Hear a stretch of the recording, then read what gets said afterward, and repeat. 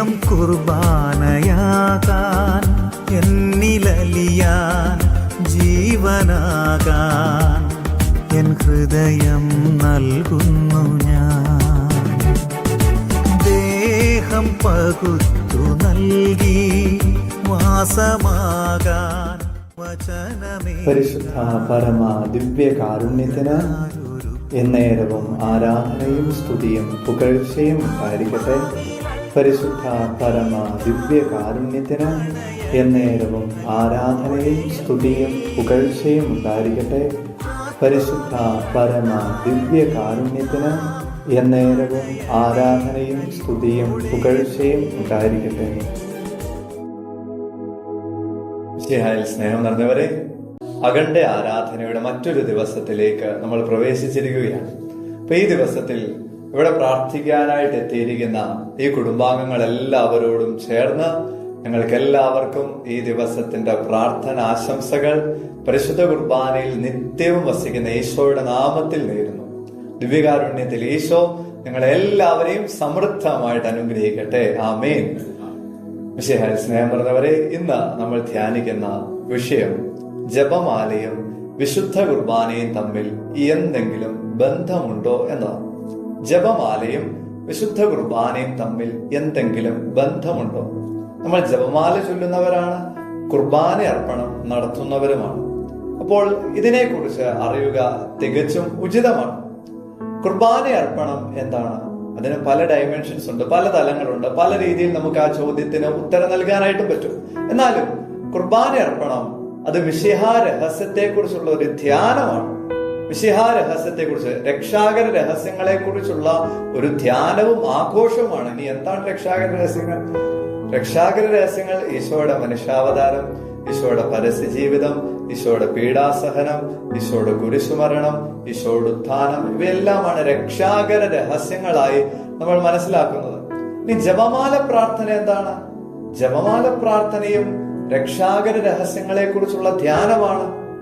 സന്തോഷത്തിന്റെ രഹസ്യം, പ്രകാശത്തിന്റെ രഹസ്യം, ദുഃഖത്തിന്റെ രഹസ്യം, മഹിമയുടെ രഹസ്യം, ഇതെല്ലാം മിശിഹാ രഹസ്യങ്ങളെ കുറിച്ചുള്ള ധ്യാനമാണ്.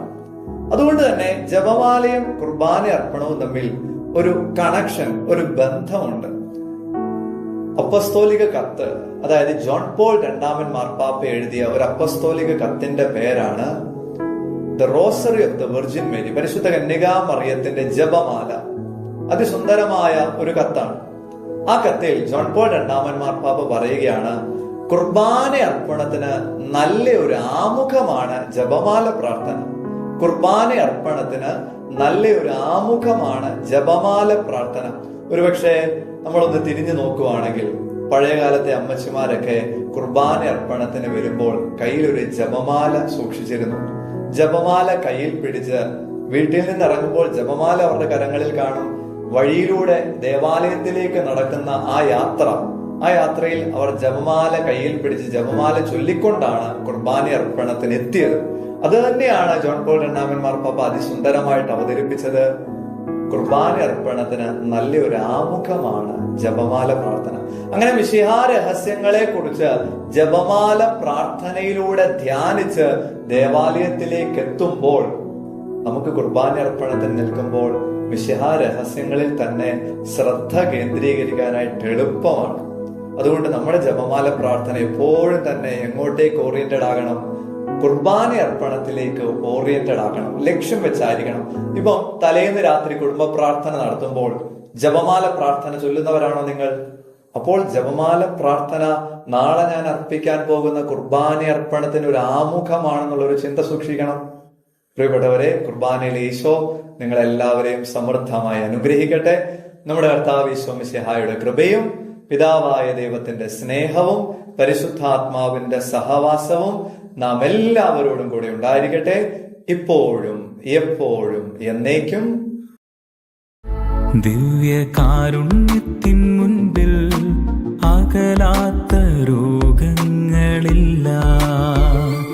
ദിവ്യകാരുണ്യത്തിൻ മുൻപിൽ പൊറുക്കാത്ത പാപങ്ങളില്ല. ദിവ്യകാരുണ്യത്തിൻ മുൻപിൽ അഴിയാത്ത ബന്ധനമില്ല.